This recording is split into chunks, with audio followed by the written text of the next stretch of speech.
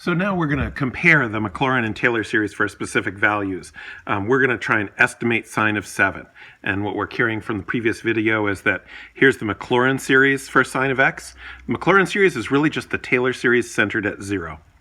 Here's the Taylor series centered at 2 pi. So when you do a Taylor series, you have to say where it's centered. Maclaurin series, you don't, because they're always centered at 0. But Taylor series, you have to say where is it centered. All right, and so here's the Taylor series. So these are series because there are infinitely many terms. All right, but we're going to estimate using the partial sums, which by the way is called a Taylor polynomial. We'll look at that later, or a Maclaurin polynomial. So we're going to look at the estimating sine of 7 using Maclaurin with n equals 6, Taylor with n equals 6 and a equals 2 pi, and then another Maclaurin one. So let's start with the Maclaurin. So for Maclaurin, we're going to have to do, just looking at the series up here, I'm just going to look at this part. So the sum from n equals 0 to infinity of -1 to the n, all right? And so for our x, we're using 7. So it's 7 to the 2n plus 1. And also, since we're using n equals 6, I totally lied about the infinity. It's the sum from n equals 0 to 6. So this is where the n goes, and the x is where the 7 goes. All right, and then that is over 2n plus 1 factorial. So I don't want to sit there and adding that up by hand, so I can have my calculator do it using math 0 to get the sum, and then you just type it all in there. I already did it, so I don't want to do it over again, but it's all there, trust me. I typed in this whole expression, this one up here, well, actually with the 7 in it and the 6. So you can see I'm doing 7 to 6.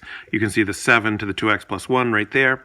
All right, so when I add that up, I get 3.7172, which is terrible. 3.7172. So we know that that's nowhere near what the sine of 7 is because it's more than 1, for one thing. All right. Now, remember, we got really good estimates for a sine of 10 by using 15 terms here. But 15 is a lot. So let's look at what we can do with only 6 terms if we use Taylor series instead of Maclaurin. So by using Taylor series, what I'm going to have is the sum from n equals 0 to 6 of -1 to the n of 7 minus 2 pi to the 2n plus 1, because I'm going from this formula now. That 2 pi, that's our a, that's the center. You know, we derived the coefficients separately. Remember that in this particular function, the Taylor and Maclaurin series have the exact same coefficients, and the only thing that's different is the minus 2 pi.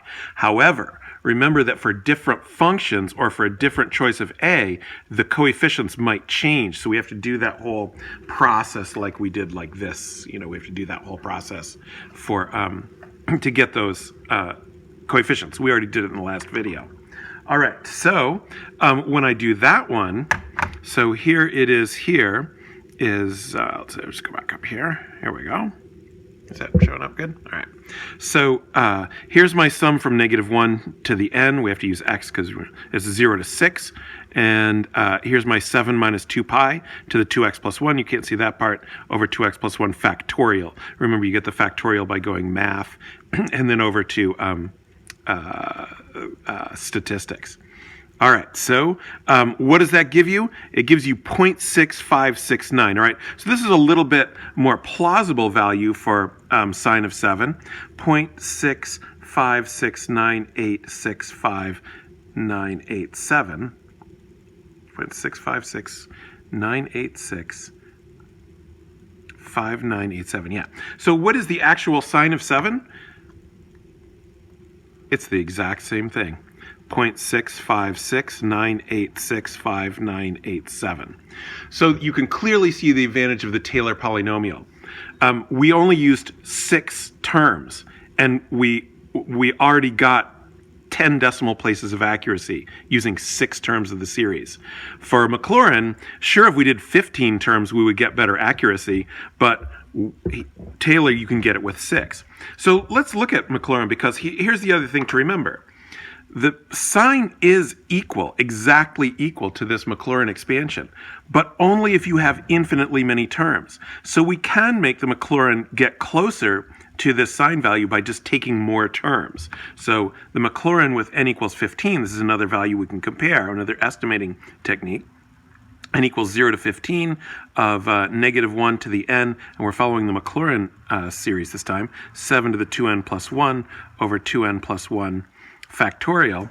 So if we do that, I have that down here somewhere. There it is right there. There's the 15.